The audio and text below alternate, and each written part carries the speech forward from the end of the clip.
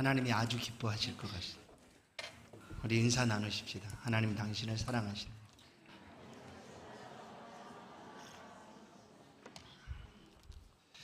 내가 누릴 평화라는 제목으로는 말씀을 함께 나누겠습니다.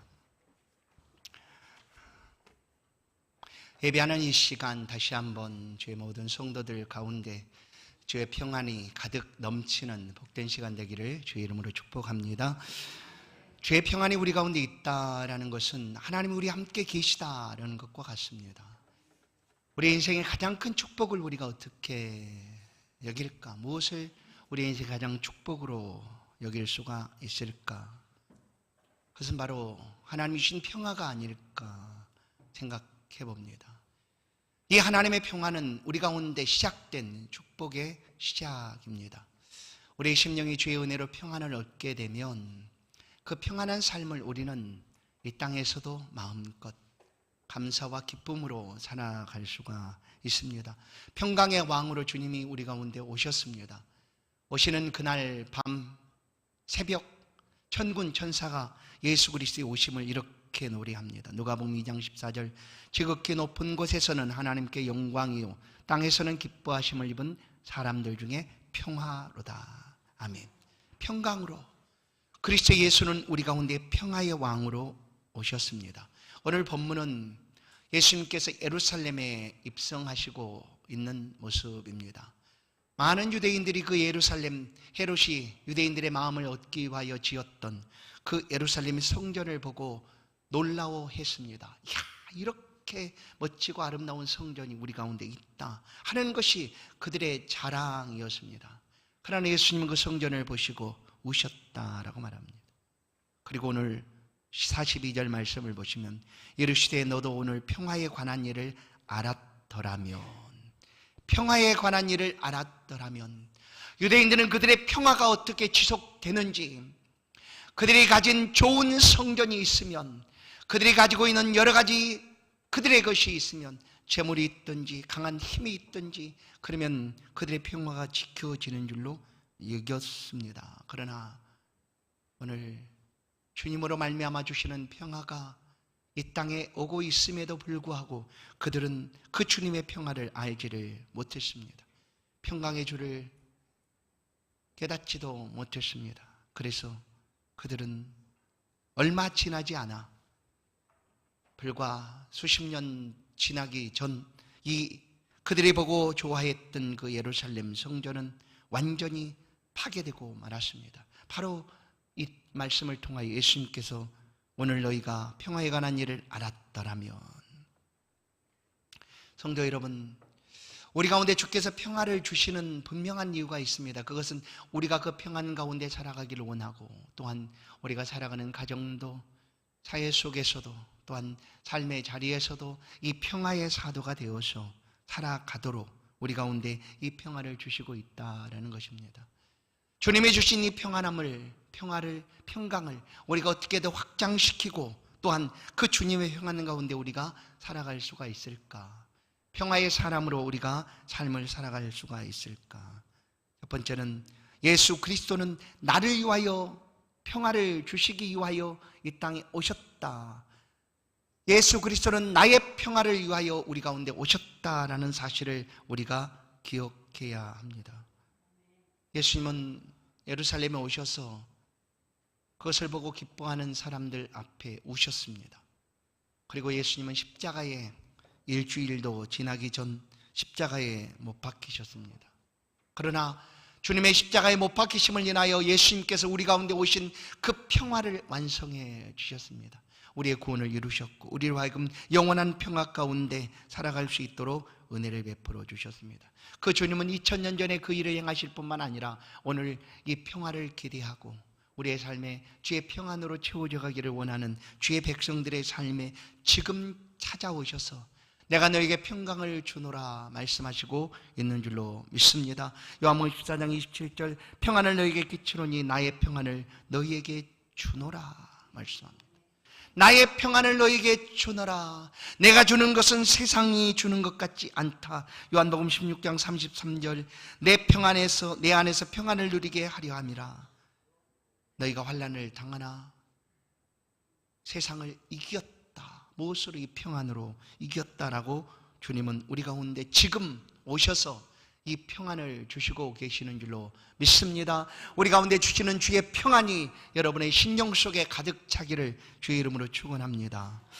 에베소서 6장 23절은 예수 그리스도로부터 평안을 받은 모든 주의 제자들, 사도들이 이런 평안을 전하는 전도자가 되고 축복하는 사람이 되었음을 말씀하고 있습니다.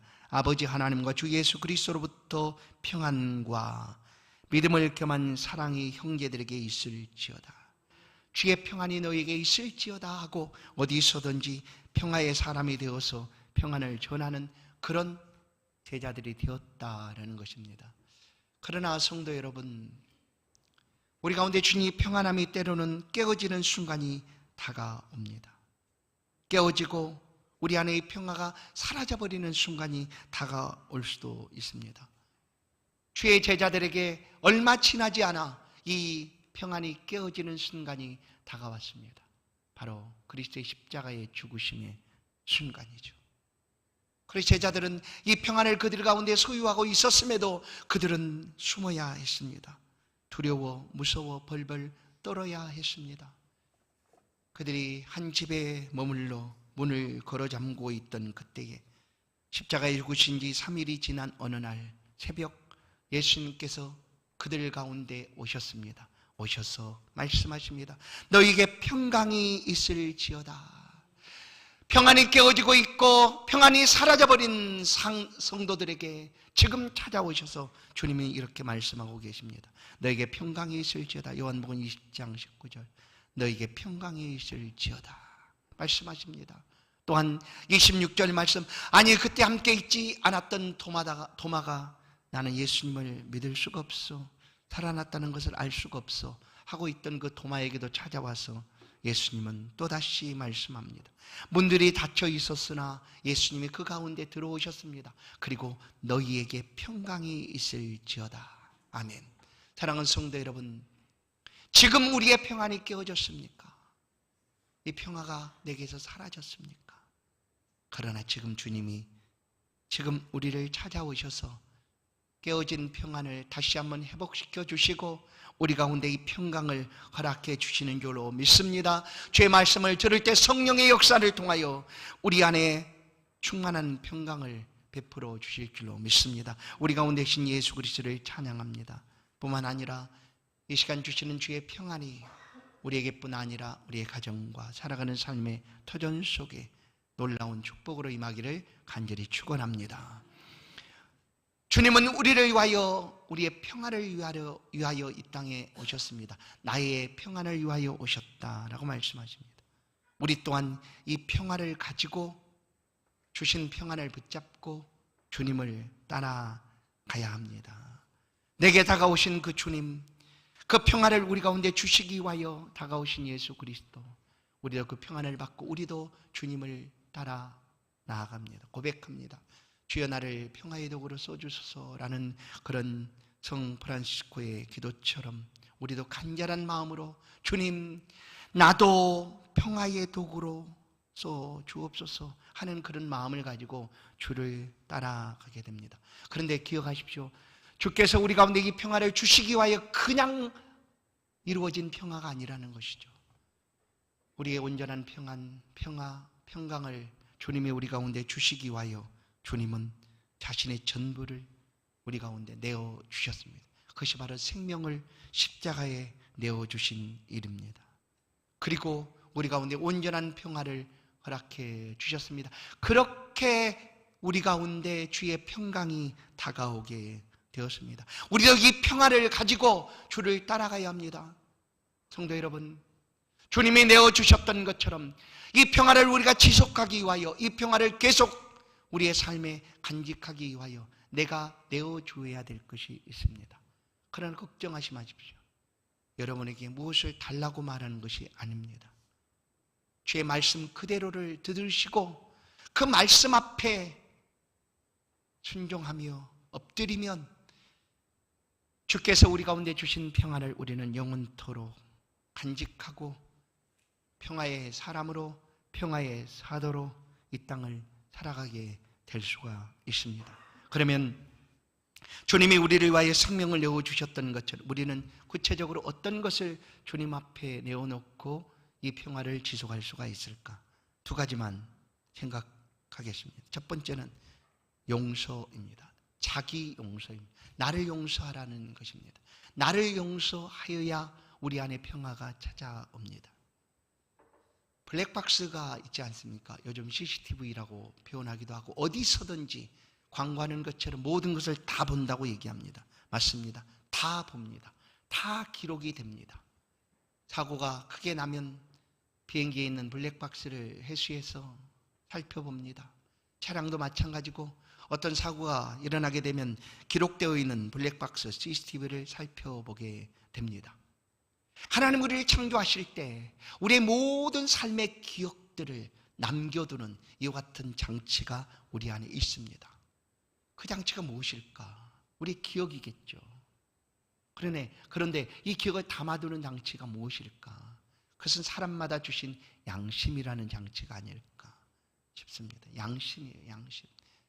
양심 안에 우리의 모든 기억들이 다 담겨져 있습니다. 그래서 때로는 팔은 안으로 굽는다 할지라도 내가 잘못한 것을 드러내놓고 나는 잘못이 없어라고 말한다 할지라도 우리의 양심은 그 기억을 따라서 우리에게 말합니다. 아니야, 내가 잘못했지 않았어 라고 말하는 것이죠. 그것이 바로 하나님 우리 안에 두신 블랙박스가 아닐까 싶습니다. 그런데 종종 하나님의 백성들이 이 양심을 따라 살아가며 하나님 앞에 서는 순간에 하지 말아야 될 그런 일들을 하게 될 때가 있다라는 것입니다. 그것이 무엇인가 하면 그것은 죄책감이라는 것입니다. 죄책감. 물론 우리의 기억이 우리 양심 속에 있고 그 양심을 따라 우리가 삶을 살아가다 보면 잘못한 것에 대해서 우리가 죄책을 가질 수가 있습니다. 분명히 내가 잘못했다라는 것에 대한 죄책감을 우리가 가질 수가 있습니다. 여기서 죄책감이 필요 없고 그것이 아무 문제도 없다라고 말하는 것이 아닙니다. 우리는 예수를 믿음으로 우리의 잘못한 것에 대하여 하나님 앞에 간절하게 회개하며 구합니다. 그리고 용서함을 받게 됩니다. 그런데 하나님을 주신 그 평화로운 삶을, 우리 안에 평안의 삶을 살아가야 될 우리가 예수 그리스도께서 우리의 죄를 들으시고 용서해 주신 것까지도 우리가 인정하지 못하는 그런 삶을 살아갈 때가 있다라는 것입니다. 특별히 성도들 가운데, 예수를 믿는 신앙생활하는 성도들 가운데 그래 끊임없이 용서받은 죄까지도 고집스럽게 또다시 그 죄책감으로 인하여 하나님 앞에 그들의 삶을 살아가고 있는 거예요. 주님이 우리를 위하여 죄를 용서해 주셨고 우리의 모든 죄의 고백을 들으시고 우리 죄를 용서해 주셨다면 더 이상 죄책으로 우리의 삶을 망가뜨리지 말라라는 것입니다. 죄책감은 우리 가운데 온전한 평화를 깨뜨립니다. 온전한 평안을 깨뜨리고 맙니다. 또한 하나님의 백성으로 거룩한 삶을 살아가도록 하지 못하게 합니다. 그것이 바로 우리 가운데 주신 죄책감입니다. 주님 앞에 잘못한 것을 고백하고 용서받았다면 주님의 그 용서하심을 믿으십시오. 그리고 우리 자신을 용서하십시오. 그리고 하나님 앞에서 주신 자유함과 기쁨과 평안을 가지고 당당하게 담대하게 그리스도 예수를 따라 믿음의 삶을 살아가십시오. 이것이 바로 우리 안에 평화가 지속되기 위한 첫 번째 방법, 비결입니다. 성도 여러분, 우리는 얼마만큼 용서받아야지만 용서받았다고 말하시겠습니까? 우리 주님은 이미 이렇게 말씀합니다. 에베소 2장 14절, 그는 우리 합평이신지라 돌로 하나를 만드사 원수된 것 곧 중간에 막힌 담을 자기 육체로 허시고 법조문으로 된 계명의 율법을 폐하셨으니 이는 이 돌로 자기 안에서 한 새 사람을 지어 화평하게 하시고 또 십자가로 이 둘을 한 몸으로 하나님과 화목하게 하려 하심이라. 원수된 것을 십자가로 소멸하시고 또 오셔서 먼 데 있는 너희에게 평안을 전하시고 가까운 데 있는 자들에게 평안을 전하셨으니. 아멘. 우리 주님 우리를 용서하시고 우리 가운데 이 평안함이 계속될 수 있도록, 그리고 화평의 사도로 삶을 살아갈 수 있도록 말씀하고 있습니다. 그러면 주께서 용서하신 그 모든 죄를 용서해 주십시오. 우리 자신을 용서해 주십시오. 그리고 주님 앞에 서십시오. 아무도 이 평안을 빼앗아가지 못하도록 주 앞에서 담대하십시오. 로마서 5장 1절, 그러므로 우리가 믿음으로 의롭다 하심을 받았으니 우리 주 예수 그리스도로 말미암아 하나님과 화평을 누리자. 우리 이미 용서함을 받았습니다. 그러니 하나님과 화목한 삶, 화평한 삶, 평강을 누리는 삶을 살아가십시오. 두 번째, 다른 사람을 용서해 주십시오. 그러면 우리 안에 주신 평화가 지속되고 주님 앞에 나아가는 그때까지 이 평강을 가지고 살아가게 될 것입니다. 성도 여러분, 우리는 교회 안에서, 믿음의 공동체 안에서 신앙생활을 합니다. 이 신앙생활을 하는 것과 또 우리가 사회에서 살아가고 있는 사회생활과는 많이 차이가 있습니다. 신앙생활보다 사회생활이 참 어렵습니다. 왜 그럴까요? 신앙 안에서는 그래도 좀 용서해주고 작은 실수라도 보듬어주고 용납해 줍니다. 그러나 사회생활은 어떻습니까? 직장에서 조그만 실수가 다가와도, 또 까칠한 상사를 만났든지 아니면 더 까칠한 후배 동료를 만난다든지 하면 얼마나 힘들어하는지, 그 사회생활 속에서 그 힘든 삶을 어떻게 해결할 수가 있을까? 평안을 가지고 그 삶을 여전히 살아갈 수가 있을까? 하나님께서는 우리 가운데 주신 평안함은 우리의 모든 삶에 주시는 평안함입니다. 신앙의 공동체 안에서 신앙생활 하는 동안 우리의 마음이 평안하라고 주신 것이 아니라 우리가 살아가는 날 동안 주님이 주신 평안으로 삶을 살아가도록 우리 가운데 주신 것이다 라는 것이죠. 여러분은 어떻게 이 평안을 사회생활 속에서 지켜가고 계십니까? 어떻게 이 평안함을 유지하고 계십니까? 많은 이들이 있겠지만 한 사람의 예만을 지금 성경 인물 속에서 들어보겠습니다. 다니엘이라는 사람이 있었습니다. 그는 그가 살던 나라 곧 이스라엘에서 아주 귀족으로 평안하게 삶을 잘 살던 사람이었습니다. 그러나 바벨론이 그 나라를 쳐들어와 그를 포로로 잡아가고 이스라엘 나라는 멸망을 하게 됩니다. 그래서 하루아침에 그가 살아가고 있는 모든 환경과 삶이 달라지고 말았습니다. 전에는 귀족처럼 편안하게 삶을 살아가던 그 다니엘이 이제는 포로로 잡혀간 나라의 삶을 살아가야 했습니다. 그런데 그 중에 이 다니엘이 삶을 살아가는 동안 그 나라에 아주 높은 지위를 얻게 됩니다. 국무총리의 자리까지 이르게 됩니다. 그러자 그 나라에 살고 있던 사람들은 어떻게 하면 이 다니엘을 무너뜨릴까 시기 질투하고 조금이라도 흠을 찾고자 온갖 방법을 다 쓰며 괴롭힙니다. 그야말로 샅샅이 흔들고 털어봅니다. 그때 다니엘의 마음이 과연 평강을 가지고 그 삶을 살아갈 수가 있었을까? 성경은 그렇다입니다. 다니엘은 그런 속에서도 하나님이 주신 평안함을 잃지 않았습니다. 비결은 딱 한 가지였습니다. 그것은 바로 기도였습니다. 기도. 성도 여러분, 우리가 하나님이 주신 평안함을 누릴 수 있는 비결은 기도입니다. 하나님은 기도하는 주의 백성들의 기도를 지금 들으시고 그 모든 어려움들을 지금 해결해 주시고 함께 동행하여 주시는 분이십니다. 그런데 이 다니엘이 어떤 기도를 드렸을까? 여러분, 사회생활 속에서 그렇게 힘들고 어려운 상황에서 여러분은 어떤 기도를 드리고 계십니까? 하나님, 제발 그냥 나를 괴롭히고 있는 저 사람 내 눈앞에서 좀 치워주십시오. 하는 일마다 안 되게 하십시오. 걸어가다가 넘어지든지 뒤로 깨지든지 그렇게는 안 하시겠죠. 그럼 우리 마음이 혹시 그럴 수 있다라는 거예요. 다니엘도 그런 기도를 했을까요? 얼마나 힘들었겠어요. 사사건건 문제 삼고 그냥 뒤지고 흩고 털어내니 얼마나 고통스러웠을까요? 그런데 다니엘은 하루에 3번씩 예루살렘을 향한 문을 열어놓고 하나님 앞에 기도드렸다라는 것이 다니엘의 모습입니다. 솔로몬이 성전을 건축하고 하나님 앞에 기도합니다. 1000번제를 드립니다. 그 기도가 어떤 기도였을까? 하나님이 찾아옵니다. 솔로몬아, 내가 너에게 무엇을 하여 줄까? 솔로몬은 지혜를 주십시오. 하나님 백성들을 잘 판단할 수 있는 지혜로운 마음을 주십시오라고 기도합니다. 그때 하나님께서 이 솔로몬에게 하시는 말씀이 내가 부나 재물이나 영광이나 원수 생명 멸하기를 구하지 아니하며.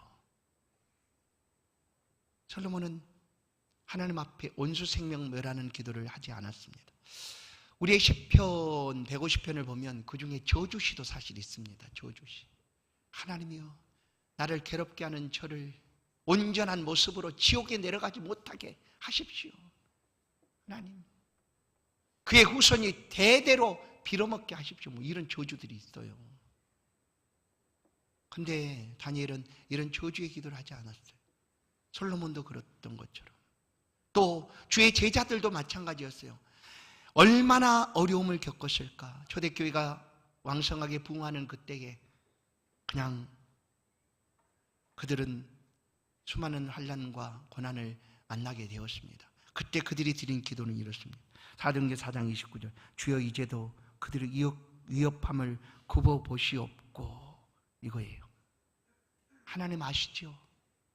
이렇게 힘들고 어렵습니다 라는 것이지 그들이 원수를 향하여 원수가 멸하도록 기도하고 있지 않았다.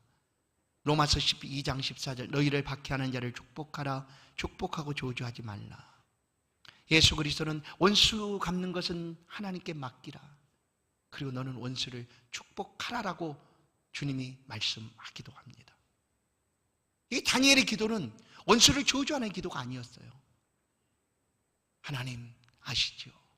이런 어려움 속에 있습니다 하고 하나님 앞에 드린 기도였습니다. 성도 여러분, 그 사회생활 속에 힘들고 어려운 순간이 다가올 때 우리가 어떻게 해야 될까? 하나님께 기도로 나아가야 합니다. 그러면 그 기도를 통하여 하나님이 우리의 마음과 우리의 심령에 주시는 평강을 굳건하게 붙잡아 주시겠다라고 말씀합니다. 빌립보서 4장을 보십시다. 4장 5절 7절 말씀입니다. 같이 한번 이 말씀은 우리가 함께 읽도록 하겠습니다. 빌립보서 4장 5절 7절 말씀입니다. 시작. 너희 관용을 모든 사람에게 알게 하라. 주께서 가까우시니라. 아무것도 염려하지 말고 다만 모든 일에 기도와 간구로 너희 구할 것을 감사함으로 하나님께 아뢰라. 그리하면 모든 지각에 뛰어난 하나님의 평강이 그리스도 예수 안에서 너희의 마음과 생각을 지키시리라. 아멘. 어떠한 어려움이 와도 이 평강을 깨지지 않도록 하나님 붙들어 주시겠다라는 거예요. 아무도 너희 평강을 빼앗지 못하게 하라. 그것이 바로 기도입니다. 어떤 기도요? 용서하는 기도입니다. 하나님, 나를 용서해 주신 것처럼 용서해 주십시오. 저 사람이 잘 알지 못해서 그렇습니다. 온전히 바르게 행하지 못해서 그렇습니다. 그러니 용서해 주십시오. 예수님께서 십자가에 못 박히셨을 때 7가지 십자가 치료를 남기셨는데 그 중에 하나가 이 말씀입니다. 첫 번째, 아버지 저들의 죄를 사하여 주옵소서. 저들이 하는 것을 알지 못합니다. 맞습니다. 때로는 우리를 핍박하고 괴롭히고 어렵게 하는 그런 사람들은 자신들이 하는 그 일들이 무엇인지 잘 알지 못하고 우리를 잘 알지 못해서 행하는 그런 일일 수 있습니다. 거기에 저주를 퍼붓기보다 하나님 앞에 구하십시다. 하나님, 저들이 하는 일을 잘 알지 못합니다. 그러니 용서해 주십시오 라고 우리가 용서받은 것처럼 그들을 용서해 주십시오. 그러면 우리 안에 평강이 깨어지지 않습니다. 우리 안에 하나님이 주신 평안함이 깨어지지 않습니다. 마태복음 6장 14절 너희가 사람의 잘못을 용서하면 너희 하늘 아버지께서 너희 잘못을 용서하시려니와 너희가 사람의 잘못을 용서하지 아니하면 너희 아버지께서도 너희 잘못을 용서하지 아니하시리라. 얼마만큼 용서해 줄까요? 이 말씀을 듣고 마태복음 18장 베드로가 예수님께 청합니다. 예수님 7번이면 될까요? 여러분 7번은 완전히 용서하겠다는 표현이기도 합니다.